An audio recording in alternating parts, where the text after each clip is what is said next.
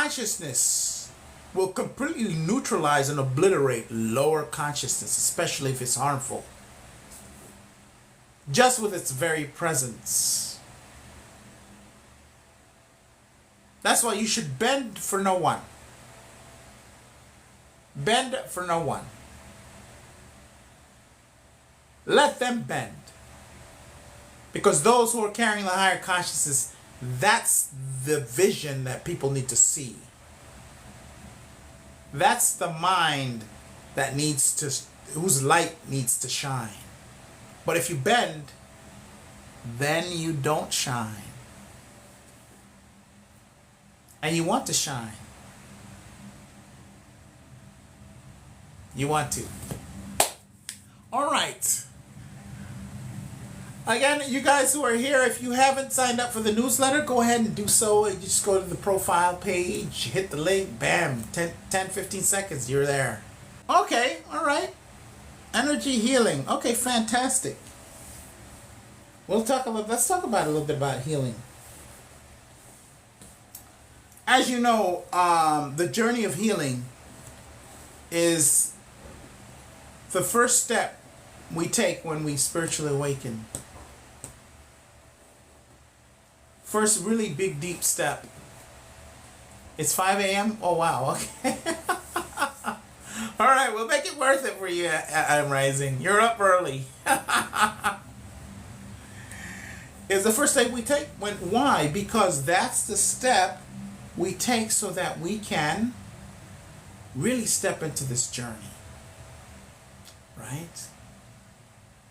Getting rid of all the stuff that we've held on to all our lives.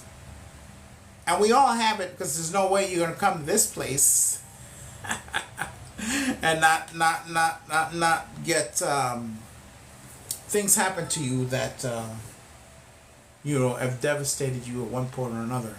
But none of it is permanent. Take this guy off for a little bit. None of it is permanent. So the healing journey begins. And probably it begins before that, because the emotional body naturally will heal a lot of things if it isn't inundated with a whole lot of other stuff, one coming in after the other. Right? But the first thing we should recognize, and we're gonna really get deeply into this in our community, is the importance of the belly brain in all of this. And I talk about this belly brain regularly, all the time on this live, particularly when we're doing our guided contemplation, because it is the thing that is doing the work. So when we are going into healing, it is important for us to address and recognize the belly brain, so that we can accept it when it's working. What do I mean by that? Let's say you're getting rid of some child stuff, something that happened to you as a child. Parents demeaned and belittled you because you weren't significant. Your words weren't significant. By the way, this is not normal and should not be normal, but is very common. Very common. There are certain societies where that is not done, and a child is listened to. But of course, listened to in a way that the child is validated and that the child understands its importance. And there's no doubt about it. That child knows that it's not in control. Child really doesn't want that. Listen, when you're 6 years old, your parents tell you when you gotta go to sleep. They tell you when you gotta eat. They tell you what you gotta do. They're everything. So you know they're in control. That's not really a problem. And you're the happiest you've ever been in your life. You're playing, you're running, da-da-da-da-da-da. You're doing all kinds of stuff, you're having fun, but you're the happiest, and you're the happiest you've been in your life. So you're not really at that age interested in not being told what to do and all this other stuff. Right? You understand that. And that is not the thing that people need to purge and address when they grow up. It's the ignoring. It is the lack of proper attention. It is the lack of nurturing that people need to heal from. Right? So when you're dealing with these child issues, right, and you're working through them because you want to let them go because they're just affecting your life and creating a mess everywhere else. So you get the book or you work with a healer, and of course you're the most important healer of any. Never forget that. Point number one, you're the most important healer of any.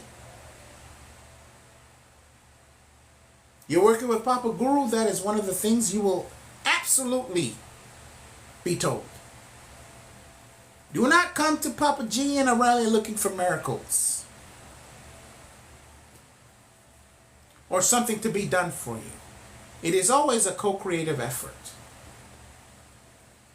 My glasses are broken and they're uncomfortable. Let me see if I'm missing any comments, if there are any. Right?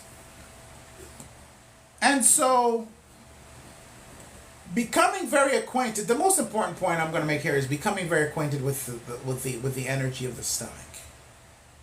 Because as you're healing and as you're letting things go, you know they're going because you feel them going. And often what you feel is the same energy, not all the time, but often what you feel is the same energy in the same way you felt as that child. Because you're holding that in the emotional body. And you're holding it as a feeling. That surfaces as triggers.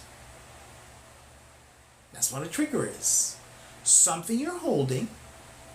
It's in the form of a feeling that gets disturbed with certain stimuli.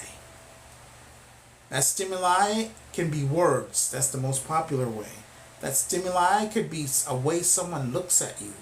That stimuli could be the point of a finger, whatever it is that you have internalized that is connected to that trigger. Right? And so when you're releasing it, whatever that feeling is might come up. If it's anger and you're feeling anger, don't get pissed off because you're feeling anger and go, oh, this is not right. I'm healing here. This is not supposed to happen.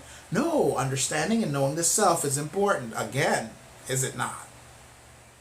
And so when that's coming up, you know that it's the seed of the emotions that holds on to stuff.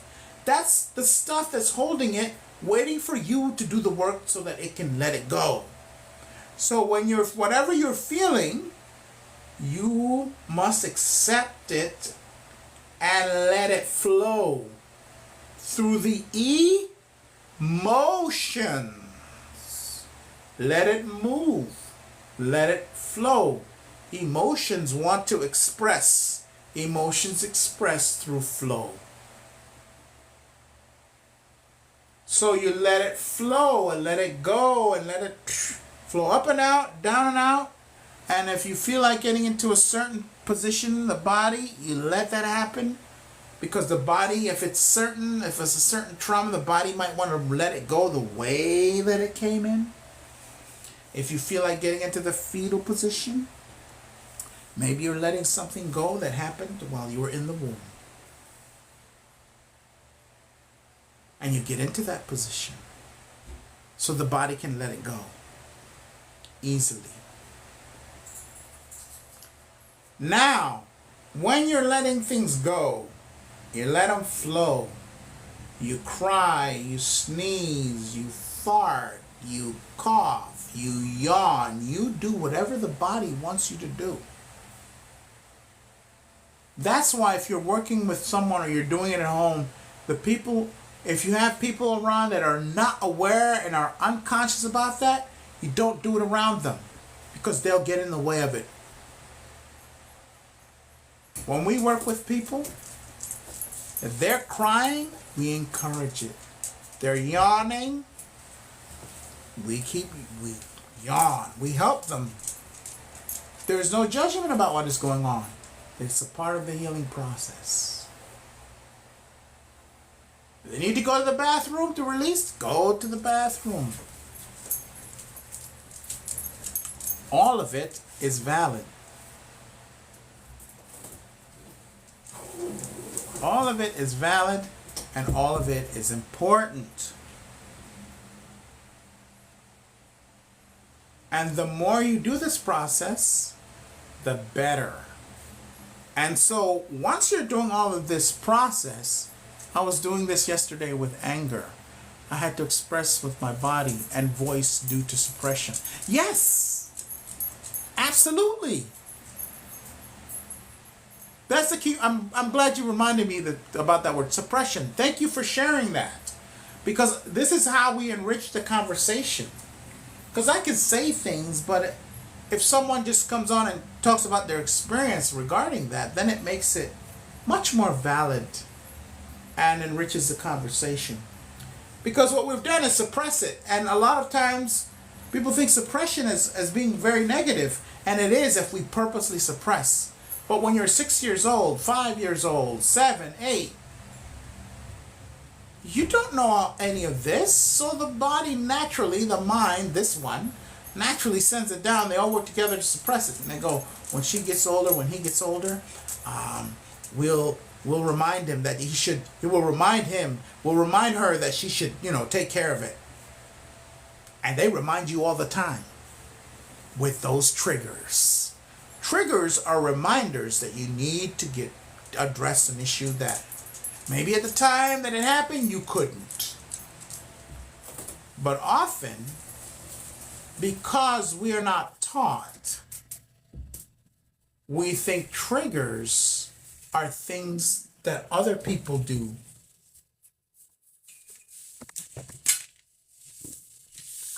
that negatively affect us. And because we don't know self, we blame other people.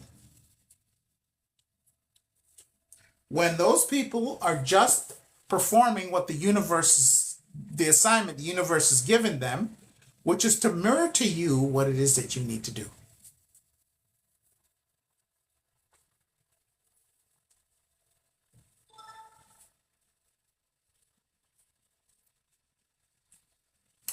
I felt things and sat and asked my spirit team for guidance and was guided to the feeling of anger. You see how everything comes to work with you?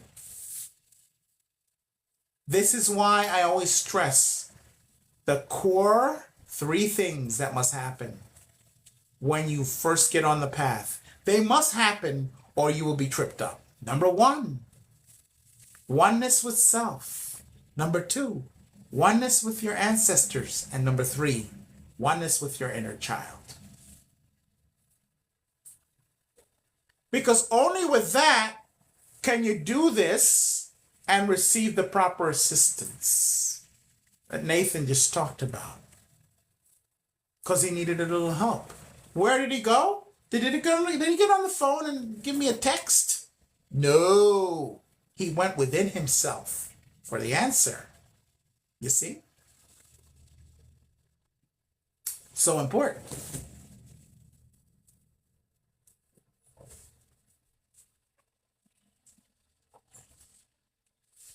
How do we overcome the fear of healing the inner child?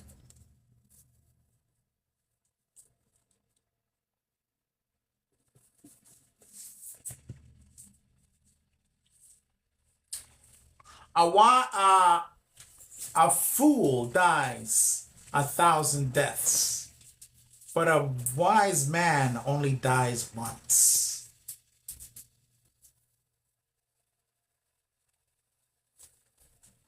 And what that means is, when we're fearful of something that should be natural for us to do, that fear causes dread over and over and over and over again. It's like dying over and over and over again. The first thing you must do is That one's hard to answer because I don't know what your experience has been. If I know what your experience has been, then I can answer it more properly. I can give you an answer, but tell me, have you tried doing inner child work before? And with that answer, I can kind of give you a better answer. Have you done it before? And then what's been the results of doing it?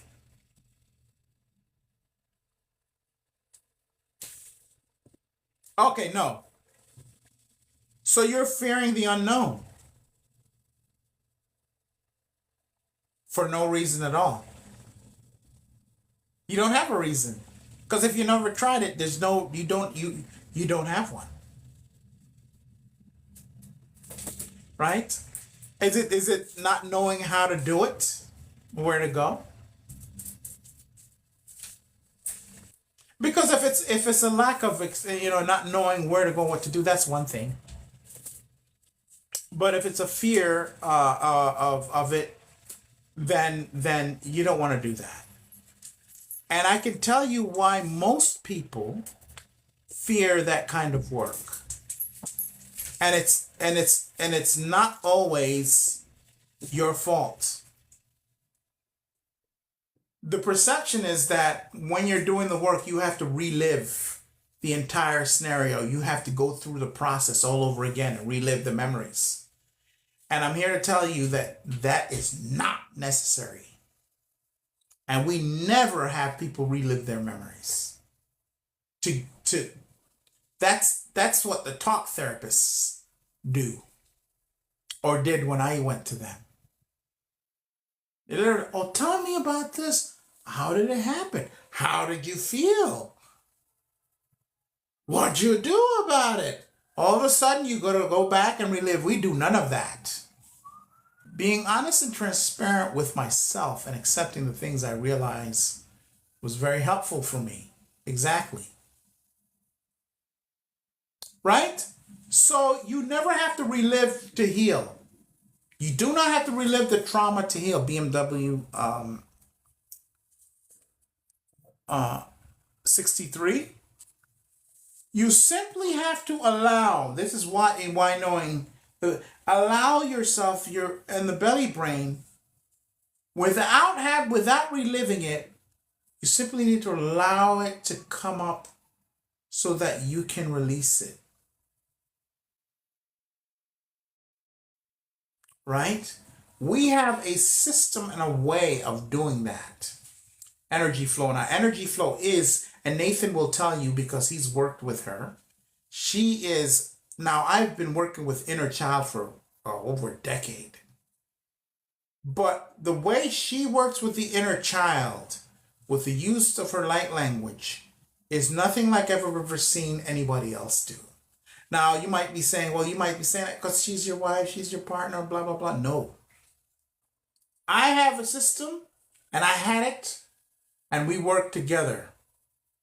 And the way she reaches down to that child, wherever it's at, and pulls it out is amazing. You are a different person after one session with her. You do a session with her and me. One session. One. It's worth the investment. And it's not that much. Meditating. Today, I reached stillness. I asked my soul to heal my heart. Felt warm chest tingles. Fantastic. That's Kimberly Schwartz. That is another great way to heal. Meditation. Because what meditation does, and you don't meditate for any reason. I'm talking about one of the things that meditation does, but I don't want you to think that that's the reason to meditate. Meditation should have no reason, no agenda. You just meditate for meditation's sake. But things happen in meditation. Like what Kimberly just said. And when you meditate, you're also pulling away from the false and you're pulling towards the truth. The truth is your own spirit. That's the truth. And so when you do that, all kinds of things happen. And so healing of the heart definitely happen in meditation. Absolutely. Thank you for sharing that, Kimberly.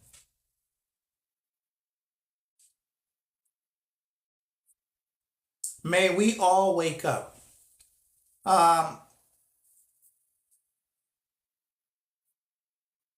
Why? I'm going to play devil's advocate. Why? Right? So that's important.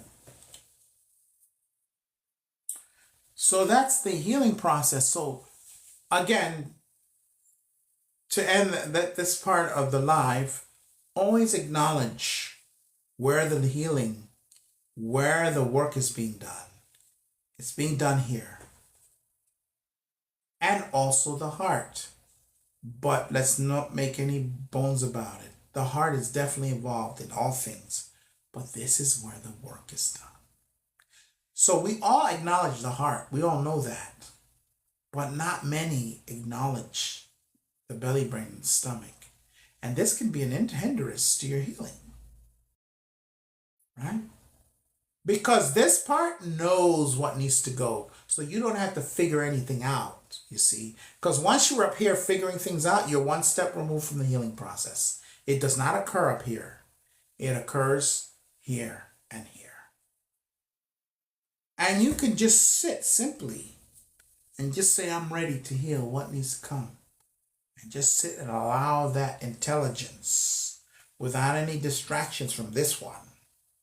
By sitting in gratitude drops you into the heart when you do that. And just sit there. And don't judge what happens. You might sit there. You feel a little bit, nothing else. That's it. You're like, oh, I've been here an hour. I've been here half hour. No judgment. You come back. And you keep doing that.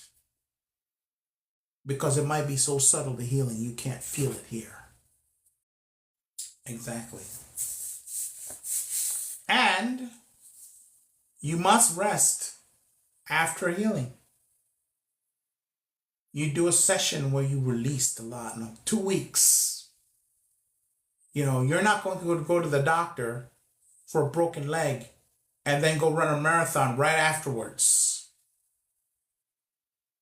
You must make that connection between physical healing and energy healing. No different. The body that holds on to that stuff, because it's held in the body, needs time to recover. The brain needs time to rewire. The mind needs time to settle in and create the difference, and accommodate the different energies that you're now bringing. Your emotional body needs a break. 2 weeks after you do major work and healing work on yourself. You cannot be in any kind of rush. All right. Let's see where we're at before I go into the guided contemplation. Thank you for the reminder to rest during integration. Yes, integration, very important. Oh, rewiring the brain? Rewiring of the brain automatically happens. But there are levels to it, right? There are levels to it. So when you're healing, the reason why you need to give that integration time is partly because of the rewiring, mainly the brain. Right? And the emotional body needs to then restructure, and so does the mind. But rewiring of the brain, and you may not notice that right away, but rewiring of the brain, how can I put this? When your brain rewires, you don't go back to the same thoughts that you used to go to. You don't go back to the same default activity that you used to go. If something happens, you always go to that one place. You say the same things, you blame the same people, you act the same way, you feel the same way every time. It's like a loop. It can be predicted what you're going to do if a certain trigger happens. It can be predicted what you're going to do if a certain trauma comes back in the brain. Someone does something to trigger it.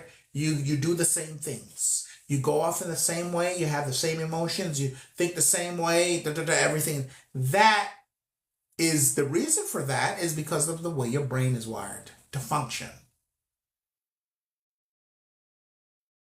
And rewiring simply means the way your brain functions by default when XYZ happens. So when your brain is rewired, let's say someone, I knew this actually what happened, because I point all the time, but I don't point at people. People get, oh, no one minds, no one says anything. But I met this person one time and I was talking and just like this, I'll do this and it's a point. She got triggered. Oh, that's what my dad used to do. I don't want you to point at me. Really? This is how her brain was wired. The finger pointing, even if it wasn't directly or pointing at her just in normal conversation, was a trigger. And the point of it is to remind her to take care of her shit.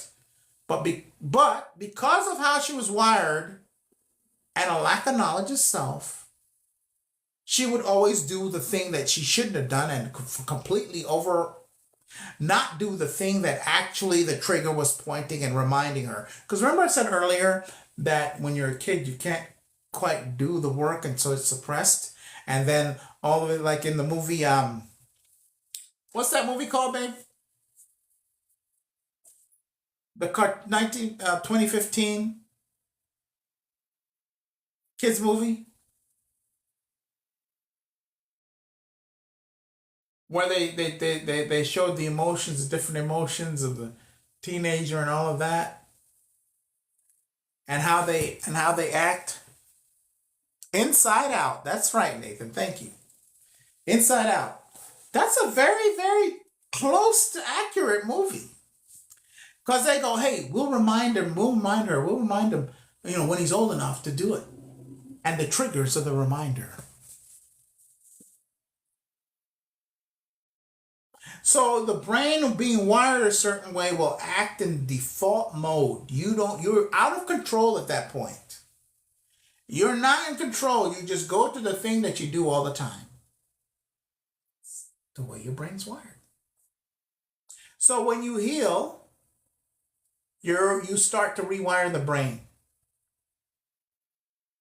So in the case of my friend who get triggered when you do this, the brain would rewire to the point where if the work is done properly and thoroughly, where this just doesn't mean anything anymore. That's how she would know that she's healed. Because it's not like she forgets that's what her dad used to do when he was scolding her. It's not like she would forget it. No, she would remember it, but it wouldn't matter because healing is not about forgetting stuff. Healing is about not letting something that happened before grab a hold and become an anchor for you. Instead, your brain is rewired to where it doesn't matter anymore. Why? Because you have raised your consciousness beyond that. And now the energy that comes from you is of a more higher quality.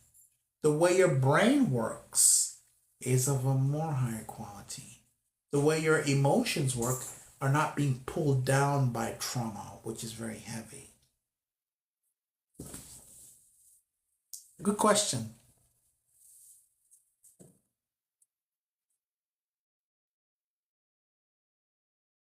NLP is very good for it. Yes, it is. NLP is very good for that. But if you don't know NLP, you can still do it. NLP stands for Neuro Linguistic Programming, in case anybody was wondering.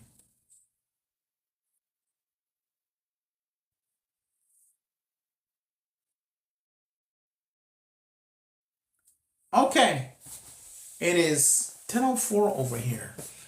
Any other questions? One last thing I'm going to say about healing. You know, you'll go through healing and you'll go through doing your stuff, and sometimes you get to the point where you need a hand. And everyone does. No one's an exception. No one. And so have your spirit team lead you to the right people, you know, and then invest in yourself and get the help you need. Invest in yourself and get the help you need. And also, because the spiritual community in general, you have to use your discretion. Make sure that the person that you are asking to work with you actually is good at the thing that you need help in. Right? And so that they are an expert. So if you want inner child work done. I didn't get that. Could you try again? No, Siri, that was a mistake. My apologies, okay? Did you hear me?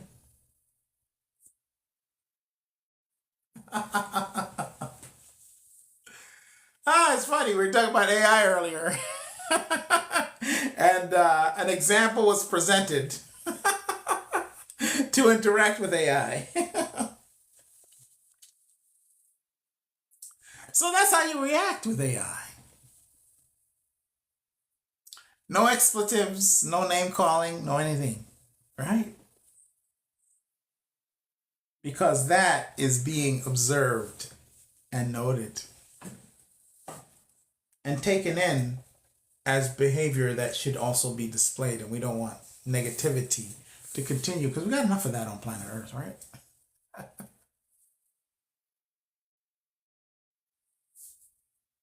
It was hilarious, right, Miss Tama?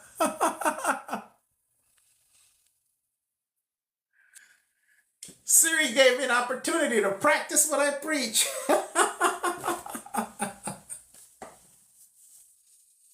You know? And so if I didn't practice what I preach, the default mode that I would go into when that happens, because it's not the first time this happened, would have probably been what I would have done. Well, I actually did do that. But if I was a customer responding negatively, I probably would have, without thought, just dropped right into that. You see? Thank you all for being here. Thank you for joining the community and following. I hope TikTok now gives a sense of my TikToks and videos to you, because I've heard so many stories about someone who's subscribed to a certain creator, and as soon as they start subscribing to that creator, they stop seeing their TikToks. Go figure. But no worries. Thank you. I appreciate that. Yep, you're like, Siri, no, I'm not talking to you. It's funny. See, people are often going into the astral realm all of the time. But there's a kind of protection that is offered that someone who innocently goes into the astral realm gets. And when you purposely go into the astral realm, you forego that. And so you must not just willy-nilly just drop into the astral realm and not know what the heck you're doing or not know where the heck you're going. Right? So you want to learn, and it's not going to happen on a live. So Harshal, you want to get a book. And you want to learn about the astral body. You also, which most people that teach astral traveling don't do, You need to learn how to take care of your astral body. Communicate with your astral body and actually have a relationship with it. Not just use it to jump into the astral and back, and then you forget about all the responsibilities that comes with that ability. Because there is a reason why many people teach about jumping into the astral realm and being astral and all of that. There's a reason. Now, I do not encourage people from doing it. I do not discourage people from doing it, because going into astral traveling is an ability, and it is something that is good to do as long as it's done properly and you don't do harm to yourself. In that, for example, here's what I mean. Some learn how to astral travel and that's all they learn. Then they go into the astral realm, and every morning they wake up and they feel tired. They have not rested because they're in the astral realm playing astral games and being terrorized the whole night when they should be sleeping and relaxing because they haven't done the other kinds of work. Now, do I go into the astral? When my spirit wants me to go in there. Otherwise, I don't go. I stay in the dream realm. The dream realm and the astral realm are not the same. The dream realm is within you. The astral realm is outside of you. Full sure. But every once in a while, I know I'm in the astral realm. And it's because my spirit wants something done in there. And usually it's to regulate and to... And every once in a while, I go to the higher astrals where I work with people, and I work with some people. I think the last time I went there, it was to initiate people while they were asleep and initiating them in the astral realm. So I'll do things like that. But you won't catch me down there in the lower astrals messing around with that riffraff. And then, most of the time, I'm in the dream world. Because everything you can do in the dream world, in the astral realm, you can do in the dream world. Without any of the other stuff. But I don't discourage astral traveling. I just say, please, spend the time to know what's going on. And just don't run around with these people who just want to teach you how to astral travel because it's all its ability. And you go in there and you're like, oh, what the heck is happening? Because a lot of them are teaching you to go into the astral realm because they're over there with their friends and they're trying to recruit you in their little silly games and you're none the wiser. Okay. Fantastic, Herschel. Fantastic. But the astral realm is a place that was originally created for our expansion. And we're the ones that created it until it became infiltrated.